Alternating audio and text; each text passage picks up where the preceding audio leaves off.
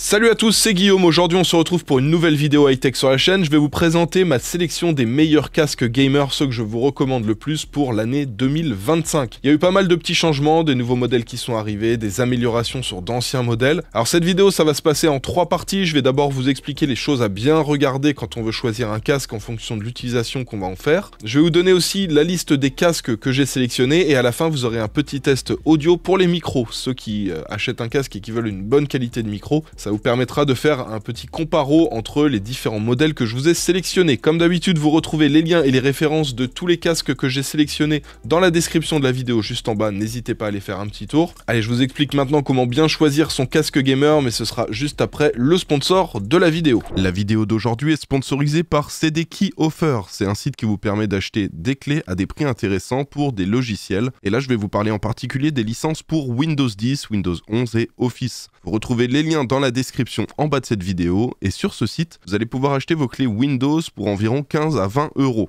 Il suffit de cliquer sur le lien qu'il y a dans la description, d'ajouter le logiciel dans le panier et de se connecter à son compte ou d'en créer un pour ceux qui n'en ont pas encore. On ajoute ensuite le code GU20 qui vous permet d'avoir une réduction de 20% sur le prix affiché sur le site. Une fois le paiement effectué, on attend 1 à 2 minutes et on peut ensuite aller dans le User Center, c'est là qu'on retrouve toutes les clés qu'on a achetées. Il suffit ensuite de copier la clé, d'aller dans les paramètres d'activation de Windows et de coller la clé, et le Windows sera activé. Alors, il y a pas mal de petites choses importantes à vérifier avant de choisir son casque gamer pour être sûr qu'il corresponde bien à l'utilisation qu'on va en faire. Déjà, premier élément, le plus important, la qualité sonore. Ça va être important de rechercher des casques avec les haut-parleurs, les speakers les plus gros possibles parce qu'en général, c'est ce qui va permettre d'avoir la meilleure qualité et en général d'avoir le plus de définition dans le son qu'on va entendre. Donc en général, on essaie de prendre des drivers entre 40 et 55 mm, c'est ce qui va permettre d'avoir le plus de clarté, de différence dans les graves et dans les aigus. Alors attention, c'est pas parce que vous avez des gros speakers que ça va forcément être un bon casque, mais en général, ça permet d'avoir une bonne indication. Autre chose importante, il y a la spatialisation du son, quand on va avoir des casques surround, 7.1, etc. Un casque qui va bien gérer la spatialisation du son, ça va permettre quand vous êtes dans un jeu, par exemple Call of Duty ou Counter-Strike, de savoir si l'ennemi que vous entendez, les bruits de pas, ça vient de derrière, de devant, sur les côtés, à l'étage de dessus, à l'étage d'en dessous, etc. Et ça permet d'avoir de bonnes indications. Si la spatialisation du son n'est pas bonne, en général, ça va être un petit peu plus compliqué, surtout quand on veut jouer en compétitif. Au niveau du confort, il y a 2 choses importantes qu'on va regarder. Il va y avoir déjà la matière pour les coussinets, si vous faites des grosses sessions, si vous jouez dans des zones en France où il fait régulièrement chaud, si vous êtes dans le sud de la France par exemple, on va éviter de prendre des coussinets en simili-cuir, on va essayer d'avoir quelque chose qui sera plutôt en tissu, en velours, ce sera plus agréable. On va aussi regarder la matière, si vous avez une mousse à mémoire de forme, ça va être beaucoup plus confortable pour faire des grosses sessions de jeu. Et la dernière chose concernant le confort, ça va être aussi le poids. Pareil, là, si vous faites des grosses sessions de jeu, si tous les soirs vous jouez 3-4 heures, il va pas falloir mettre un casque qui pèse 2 kg sur les oreilles. Il va falloir essayer de chercher des casques assez légers. Attention, quand vous prenez des casques sans fil, souvent il y a une batterie du coup en plus et c'est souvent plus lourd qu'un casque filaire. Donc c'est quelque chose à prendre en compte aussi. Troisième chose à regarder, ça va être la qualité du microphone. Ça peut être quelque chose d'important. Certains n'y prêtent pas trop d'attention parce que ils jouent en solo par exemple, mais ceux qui jouent à plusieurs, vous êtes sur Discord en train de parler avec des amis, vous avez envie qu'ils vous entendent correctement quand vous leur indiquez où sont les ennemis. Et il y a quelque chose qui peut être intéressant si jamais vous jouez dans une pièce où il y a beaucoup de bruit autour de vous, par exemple quelqu'un qui regarde la télé à côté, ça peut être intéressant d'avoir les petits systèmes d'IA maintenant qui sont intégrés sur certains casques et qui permettent d'éliminer les bruits ambiants pour qu'on entende uniquement votre voix. Ensuite, il y a la connectivité. Alors, soit le casque il va être filaire, se brancher en USB ou en jack sur le PC, soit des fois il sera sans fil. Donc là, ça peut être intéressant de regarder s'il est Bluetooth, sans fil, du coup, quelle sera son autonomie aussi, si c'est un casque sans fil. Donc ça, c'est important. Et c'est vrai que certains n'aiment pas envie d'avoir un câble qui pend au niveau du casque, donc ils préfèrent partir sur un casque sans fil. On peut aussi regarder la distance aussi, où on va capter le son. Ça veut dire que si vous avez votre casque, vous êtes en train de parler sur Discord avec des personnes, vous vous déplacez dans l'appartement, par exemple, il faut qu'on puisse vous entendre tout le temps et avoir une bonne portée pour le sans fil. Et puis du coup, au niveau de la connectivité, on va voir aussi les compatibilités, si ça se branche en jack ou en USB, etc. Ça va permettre d'avoir de la compatibilité pour les consoles, PlayStation, Xbox. Il faut voir si vous avez la compatibilité avec les Nintendo Switch, parce qu'il n'y a pas que les PC dans la vie, même si c'est pour moi le meilleur outil pour jouer dans de bonnes conditions. Et ben, il y a aussi beaucoup de joueurs consoles, donc c'est important de voir la compatibilité pour ceux qui sont joueurs PlayStation, joueurs Xbox, joueurs Nintendo Switch. Et donc globalement ça va avec les casques sans fil, mais il y a donc l'autonomie à regarder, hein, parce que si vous voulez un casque sans fil, il aura une batterie dedans. Plus la batterie est grosse, plus le casque sera lourd, mais vous aurez une bonne autonomie. Donc il va falloir faire le bon compromis entre un poids pas trop élevé et une autonomie suffisante pour éviter d'avoir à recharger tous les jours le casque.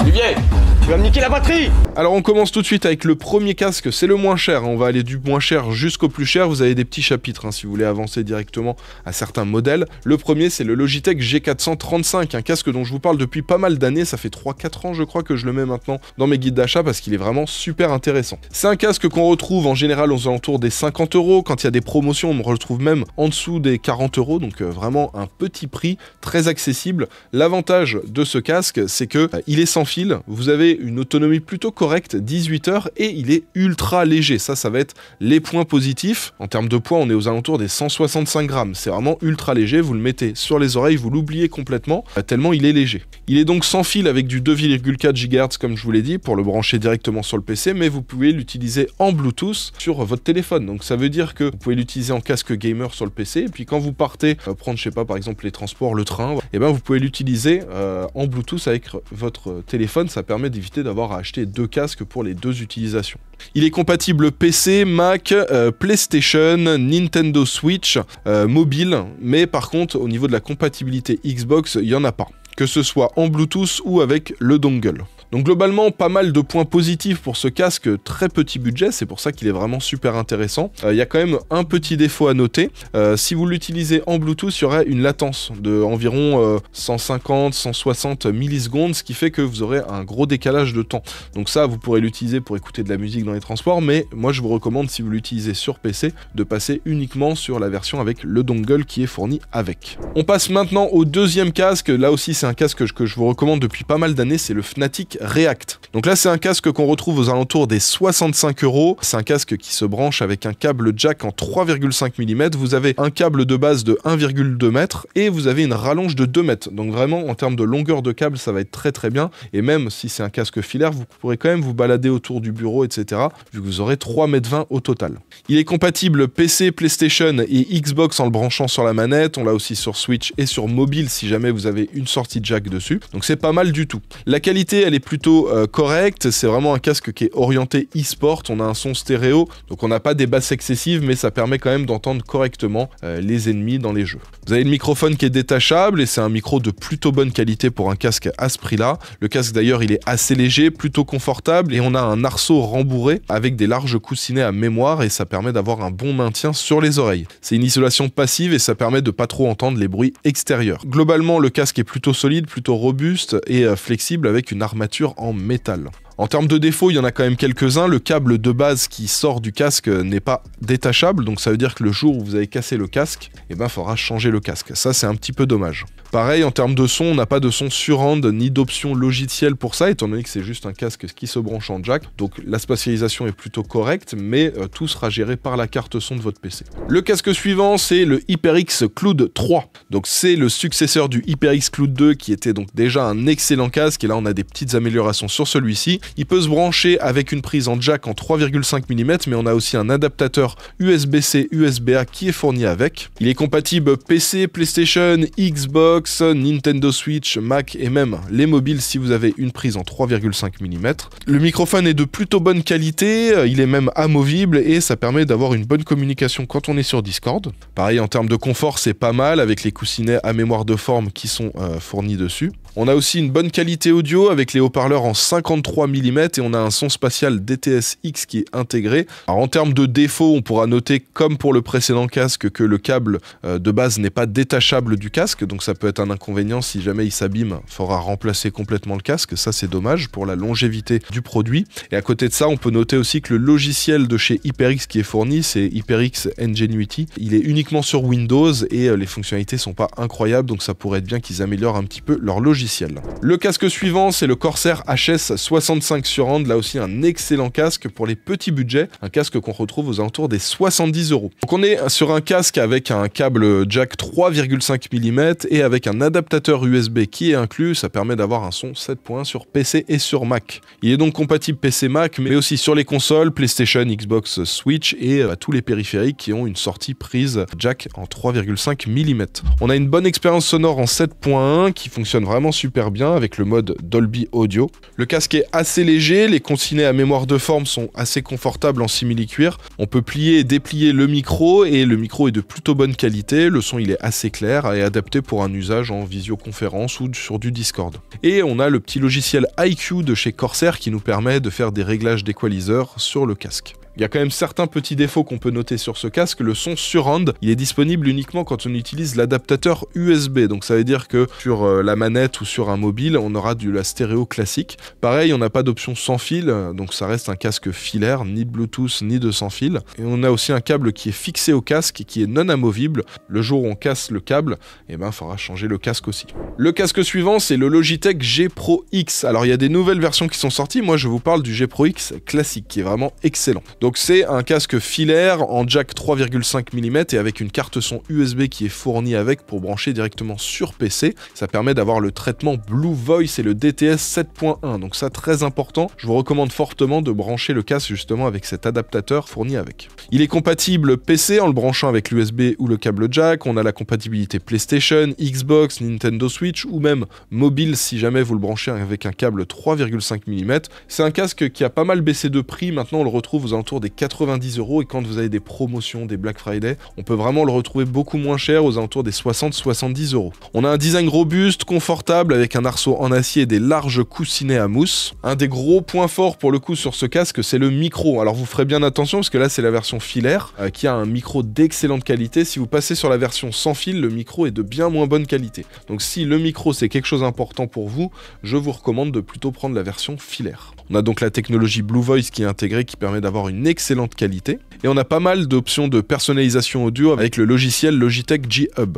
Le son est aussi d'excellente qualité et ce qui est pas mal, c'est qu'on a plusieurs types de coussinets. On a des coussinets en simili-cuir, c'est ceux qui sont de base appliqués quand on le sort de la boîte. Mais vous pouvez changer pour mettre des coussinets qui sont en tissu avec une sorte de duvet qui est beaucoup plus confortable et que je vais beaucoup plus vous recommander pour une utilisation quand il fait chaud en été. En termes de points négatifs, on a l'isolation passive qui est pas ultra puissante de base. On va dire qu'on entend quand même un petit peu les bruits extérieurs. Ce qui est aussi dommage, c'est qu'on n'a pas de connectivité sans fil, c'est un casque filaire, et si on veut la version sans fil, le micro est bien moins intéressant. Et une autre petite chose à noter, c'est aussi si vous portez des lunettes, en général les coussinets vont être un petit peu dérangés, vous allez entendre un petit peu différemment les rendus de son, donc ça peut poser souci dans certains cas, mais de manière générale, ça reste quand même un excellent casque pour son prix. Le casque suivant, c'est le Corsair HS80 RGB USB. Alors là, vous avez celui-ci qui est filaire, mais dans mon guide d'achat, je vous recommande aussi la version sans fil dont je vous parle juste après. Donc là, on est vraiment sur un excellent casque. C'était mon très gros coup de cœur quand il était sorti il y a à peu près 1 an et demi maintenant. On est sur un modèle en USB avec un câble d'1,80 m à peu près. Il est compatible PC, Mac avec l'USB. On peut l'utiliser aussi sur PlayStation et on le retrouve aux alentours des 80-90 €. Donc excellent casque avec du son 7.1, une très bonne spatialisation du son pour entendre bien d'où viennent les ennemis. Pareil, on a un micro de très bonne qualité. Et surtout, le gros point fort, c'est le confort. Il est ultra confortable, on l'oublie sur les oreilles et on peut taper des très grosses sessions de jeu sans être dérangé dans le temps. En termes de points négatifs, on a aussi un câble qui n'est pas détachable dessus. Ça, c'est un petit peu dommage parce que si vous cassez le câble, pareil, il faudra remplacer le casque en entier. Donc sur le Corsair HS80 RGB Wireless, on a donc du 2,4 GHz avec le dongle USB qui est fourni, mais on peut toujours le brancher en USB type C classique et ça permet aussi la recharge. En termes d'autonomie sur ce casque sans fil, on est environ sur 20 heures annoncées, ce qui en soi reste très correct pour avoir à la recharger tous les 2-3 jours à peu près. On peut le brancher sur Mac, sur PC, sur PlayStation via le dongle USB, sur Nintendo Switch aussi avec le dongle, et il est un petit peu plus cher que la version filaire, celui-ci on le retrouve aux alentours des 110 €. En termes de qualité sonore, c'est tout aussi excellent que le modèle filaire avec un rendu ultra riche et précis en jeu. Le microphone pareil, il est ultra performant et on a une construction toujours aussi confortable au niveau des coussinets, au niveau du poids sur les oreilles, malgré le fait que ce soit une version sans fil avec une batterie dedans, ça pose pas de souci en termes de poids sur les oreilles. Les petites choses qu'on pourrait lui reprocher, ce serait quand même les basses qui sont un petit peu faibles, mais ça reste quand même très correct en termes de rendu audio. Et on pourrait lui reprocher aussi l'autonomie, étant donné qu'on a 20 heures. Bon, c'est correct pour une utilisation sur quelques jours, mais c'est vrai qu'on aurait pu espérer un petit peu plus. Après, je pense qu'ils ont fait ce choix pour avoir une batterie très légère, pour que le casque reste très confortable sur les oreilles. En soi, 20 heures, c'est suffisant, mais on aurait bien aimé avoir une petite trentaine d'heures quand même. Le casque suivant, c'est le Asus ROG Pelta et il coûte environ 120 €. Celui-ci, vous avez 3 modes. Soit vous le mettez en 2,4 GHz, soit vous le mettez en Bluetooth, c'est du Bluetooth 5.0 dessus, soit vous le branchez directement en USB type C, et d'ailleurs ça permet de le recharger. On a 90 heures sans le RGB et 60 heures avec le RGB. Et en soi, ce qui est bien, c'est que la recharge est assez rapide, vous le branchez 15 minutes, vous avez 3 heures d'autonomie directement dessus. En termes de compatibilité, ça marche sur PC, sur Mac, sur Nintendo Switch, PlayStation et aussi sur les appareils mobiles via le Bluetooth. La qualité sonore aussi est excellente, on a des haut-parleurs de 50 mm plaqués en titane et ça permet d'avoir un son ultra précis. Le microphone aussi est plutôt bien, on a une perche détachable de 10 mm. Alors au niveau des points négatifs, il y en a quand même quelques-uns. On va dire que le micro capte quand même les bruits ambiants, donc si vous jouez dans une salle bruyante, avec par exemple quelqu'un qui regarde la télé à côté, les gens sur Discord avec vous risquent de l'entendre. On a aussi des petites commandes qui peuvent être peu intuitive. On a un interrupteur avec 3 positions qui sert à la fois pour l'alimentation, pour le mode de connexion et ça peut être assez déroutant. Et pareil au niveau de l'ajustement sur les oreilles, bon ça pose pas de problème en général, mais on a quand même que 3 niveaux de réglage du bandeau au-dessus de la tête. Et enfin une dernière petite déception, on n'a pas de câble jack en 3,5 mm, ça aurait été un plus, mais en soi on a quand même une grosse connectivité.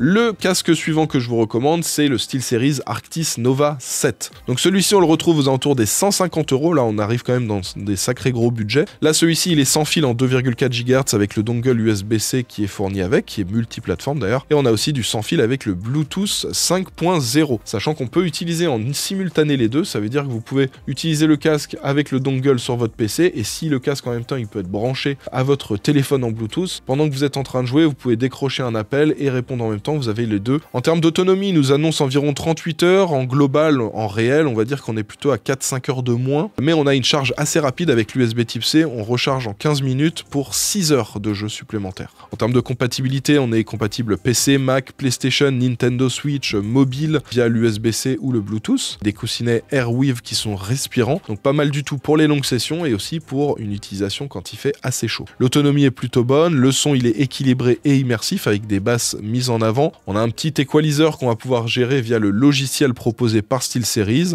le microphone il est rétractable et anti-bruit avec une réduction à l'intelligence artificielle, donc pas mal du tout pour ceux qui jouent à des jeux multijoueurs avec des gens sur Discord par exemple. Et en termes de points négatifs, on retrouve quand même quelques petites choses, il y a une isolation phonique qui est passive et qui de base n'est pas excellente, on entendra encore un petit peu les bruits qu'il peut y avoir dans la pièce. Et un autre petit défaut, on peut noter le manque de compatibilité avec la Xbox. Si vous êtes joueur Xbox, il faudra que vous preniez le Arctis Nova 7X parce que le Nova 7 de base ne sera pas compatible par défaut. On passe maintenant au casque suivant, c'est le Bayer Dynamic DT770 Pro, on le retrouve aux alentours des 159 € et j'en profite en même temps pour vous parler d'un autre modèle. Celui-ci, celui que j'utilise sur mon PC, c'est le MMX 300 Pro. Vous allez voir qu'il est très similaire, c'est pour ça que je vous parle des deux en même temps. Donc le DT770 Pro, il est à 159 €, le MMX 300 deuxième génération, lui, il est à 299 €. Je vais vous expliquer les différences entre les deux et qu'est-ce qui fait que vous allez acheter l'un plutôt que l'autre. Donc ce sont des casques qui sont en filaire analogique avec un câble jack en 3,5 mm. Le DT770 Pro, vous n'avez pas de micro qui est fourni avec, alors que le MMX 300 Pro, vous avez un micro et qui est de plutôt bonne qualité. Le MMX 300, globalement, c'est un DT770 custom en 32 ohms avec un micro qui a été ajouté dessus et qui est pensé pour du gaming, donc avec une gestion du son qui est un petit peu différente. Globalement, c'est des casques qui vont avoir une excellente qualité audio avec une signature équilibrée, des basses profondes et des écus ultra clairs. C'est pour ça d'ailleurs que le DT770 Pro, c'est un casque qui est très apprécié dans les studios d'enregistrement ou même dans les radios, vous avez dû le voir passer pas mal de fois. Globalement, le MMX 300 va avoir un traitement du son un petit peu différent, ça va permettre d'avoir une meilleure spatialisation du son pour une utilisation gaming. Les deux sont excellents en termes de confort, on retrouve des très grands coussinets en velours, Et l'avantage, c'est qu'on va aussi pouvoir les changer cela avec le temps quand ils seront usés. Donc en termes de durabilité, c'est très positif. Le MMX 300, comme je vous l'ai dit, il y a un micro qui est fourni avec, donc il est flexible, cardioïde et unidirectionnel, et ça permet d'avoir une excellente qualité audio. Et globalement, il va être excellent et bien au-dessus que la plupart des micros qu'on retrouve sur les casques gamers traditionnels. L'isolation acoustique, elle est très très bonne, c'est une isolation passive, mais ça va permettre d'être complètement coupé des bruits extérieurs qu'on pourrait avoir dans la pièce. Un des points négatifs qu'on retrouve sur le DT770 Pro, mais qu'on n'a pas d'ailleurs sur le MMX 300, c'est le câble. Sur le MMX 300, qui est un peu plus cher, on a le câble qui est détachable. Ça veut dire que si vous abîmez le câble, vous le remplacez et c'est réglé. Alors que le DT770 Pro, le câble n'est pas détachable. Après, dans la pratique, je peux vous dire que le DT770 Pro, ça fait un paquet d'années que je l'utilise. Je l'ai trimballé à plein d'endroits. Il a été dans plein de setups différents et dans plusieurs appartements différents. Il est toujours en excellent état de fonctionnement. Donc on va dire qu'on est quand même de base sur des câbles de très bonne qualité qui auront des difficultés vraiment à s'abîmer. Il va vraiment falloir l'utiliser pendant un paquet d'années avant de réussir à abîmer les câbles qui sont de base fournis avec. Autre point négatif, on peut noter le prix du MMX 300. On peut se dire le MMX 300 il est plus cher, presque au double du prix, et la différence qu'on va avoir, c'est qu'on a un micro certes d'excellente qualité et le câble qui est détachable avec un petit traitement du son qui est un peu différent, mais je trouve que ça ne justifie pas le fait que le MMX 300 soit 2 fois plus cher. Le casque suivant, c'est le Audio-Technica ATH M50X STS. C'est un casque très particulier, vous allez comprendre. Donc ce casque qu'on retrouve pour environ 180 €, la grosse particularité, c'est que au bout, vous allez avoir deux câbles. Vous allez avoir le câble jack classique qui va se brancher sur le PC, voilà, ou sur une interface USB. Mais le deuxième câble qui ressort, c'est un câble XLR. Et en fait, ce câble XLR, ça va permettre de transmettre l'audio du micro. On a un audio d'excellente qualité. Donc en termes de qualité audio, ça va être excellent. On va s'approcher de la qualité studio. C'est un casque qui va permettre d'entendre toutes les nuances. Ce sera idéal pour du streaming, pour du monitoring. Le micro de ce casque, c'est un micro à condensateur cardioïde. Ça permet d'avoir une clarté vocale supérieure au micro de casque gaming qu'on retrouve habituellement. Ça sera donc parfait pour du streaming, pour des podcasts avec un son très très proche d'un micro de studio. On a deux sets de coussinets qui sont fournis avec, qui sont interchangeables, un en simili-cuir isolant pour une meilleure immersion sonore et un en maille respirante pour plus de fraîcheur et de légèreté quand on est en été. Alors attention, ce casque il est pas donné non plus, il coûte 180 €, donc c'est un casque qui peut coûter quand même assez cher. On est sur un casque de streaming professionnel et ce sera plus onéreux que la plupart des casques gaming classiques grand public. Le point fort de ce casque, c'est aussi son point faible, c'est un casque qui est donc avec le câble XLR, donc vous serez obligé d'avoir une interface audio pour brancher votre micro en XLR. Vous ferez quand même attention parce que le micro peut rester quand même un peu sensible au bruit ambiant, étant donné qu'on est sur un micro à condensateur, ça capte très fidèlement la voix avec une excellente qualité, mais il n'y a pas de filtrage, donc à vous de faire éventuellement des réglages sur l'interface audio USB pour éviter que ça capte tous les sons de la pièce. Et un autre défaut qui est lié aussi au point fort justement de ce casque, c'est du fait qu'il soit connecté en jack et en XLR. Vous n'avez pas de traitement audio que vous allez pouvoir faire directement au niveau du casque, il faudra le faire via l'interface audio pour tout ce qui est son immersif, son surround. Il n'y a pas de RGB non plus dessus, c'est un casque assez brut mais avec une excellente qualité audio et micro. On enchaîne maintenant avec le Asus ROG Delta 2, un excellent casque sur sa première version qui a eu une version 2 là récemment. Donc là c'est un casque qu'on retrouve à 210 €. On est sur un casque premium qui est sans fil, donc avec un dongle USB-C pour du 2,4 GHz, on a le Bluetooth 5.1 dessus avec du dual mode et on a aussi une sortie filaire analogique en 3,5 mm. On a jusqu'à 110 heures d'autonomie en sans fil en 2,4 GHz quand le RGB est éteint et on a aussi une recharge qui est très très rapide. On recharge 15 minutes, ça permet d'avoir 11 heures d'utilisation du casque. Il est compatible PC, Mac, PS5, Nintendo Switch et mobile via le dongle USB-C ou en Bluetooth. Attention, il n'est pas compatible en sans fil avec la Xbox, faudra utiliser le câble jack. Donc au niveau des points forts, comme je vous l'ai dit, c'est l'autonomie qui est vraiment excellente. On a une très très bonne qualité audio avec les haut-parleurs en 50 mm.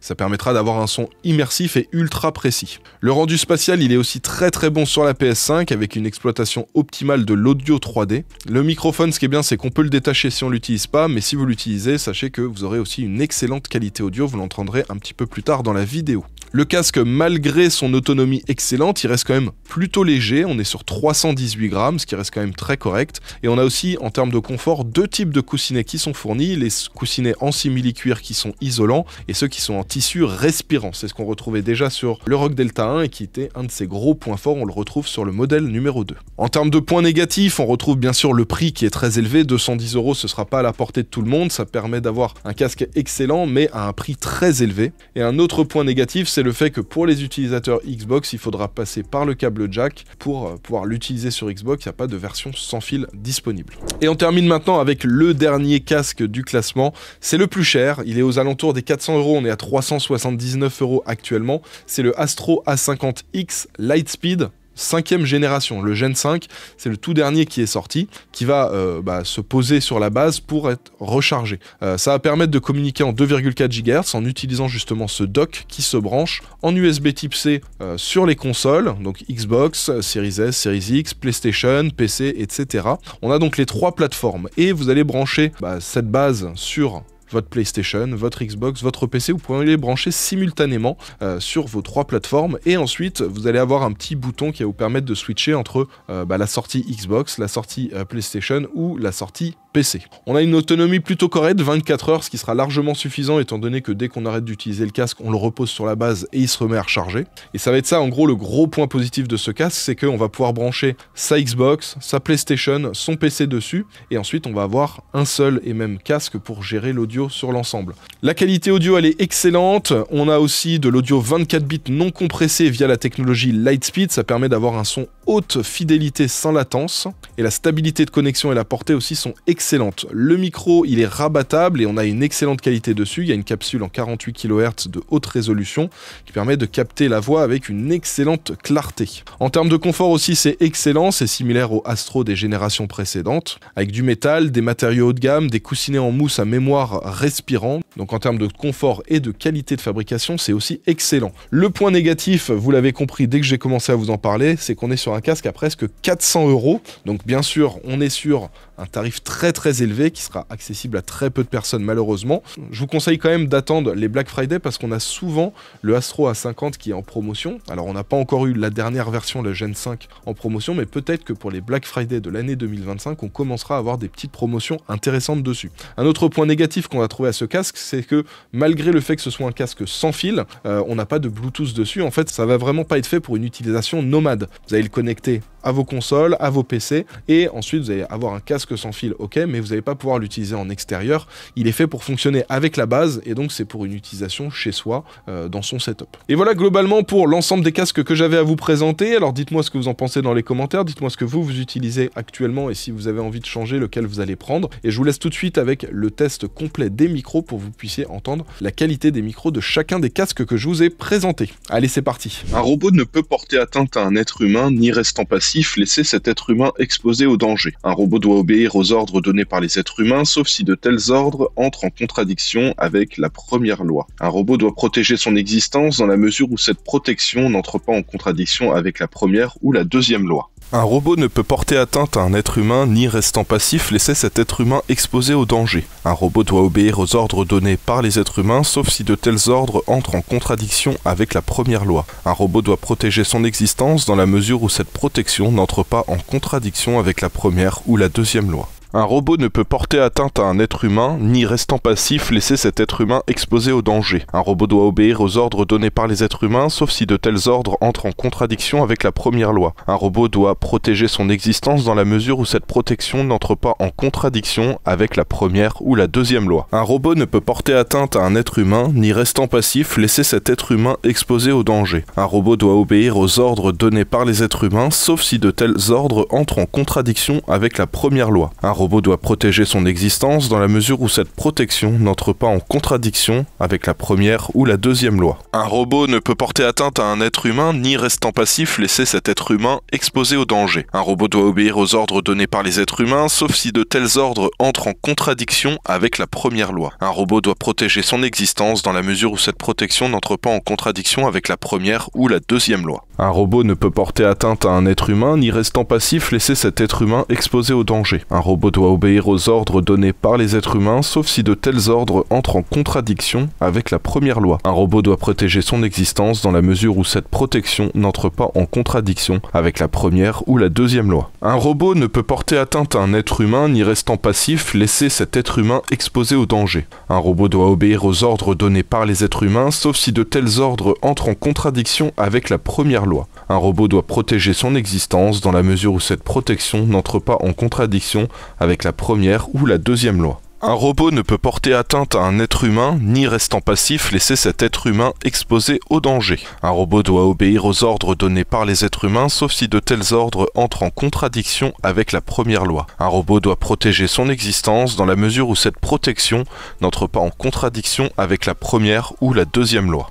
Un robot ne peut porter atteinte à un être humain, ni restant passif laisser cet être humain exposé au danger. Un robot doit obéir aux ordres donnés par les êtres humains, sauf si de tels ordres entrent en contradiction avec la première loi. Un robot doit protéger son existence dans la mesure où cette protection n'entre pas en contradiction avec la première ou la deuxième loi. Un robot ne peut porter atteinte à un être humain, ni restant passif laisser cet être humain exposé au danger. Un robot doit obéir aux ordres donnés par les êtres humains, sauf si de tels ordres entrent en contradiction avec la première loi. Un robot doit protéger son existence dans la mesure où cette protection n'entre pas en contradiction avec la première ou la deuxième loi. Un robot ne peut porter atteinte à un être humain, ni restant passif, laisser cet être humain exposé au danger. Un robot doit obéir aux ordres donnés par les êtres humains, sauf si de tels ordres entrent en contradiction avec la première loi. Un robot doit protéger son existence dans la mesure où cette protection n'entre pas en contradiction avec la première ou la deuxième loi. Un robot ne peut porter atteinte à un être humain, ni restant passif, laisser cet être humain exposé au danger.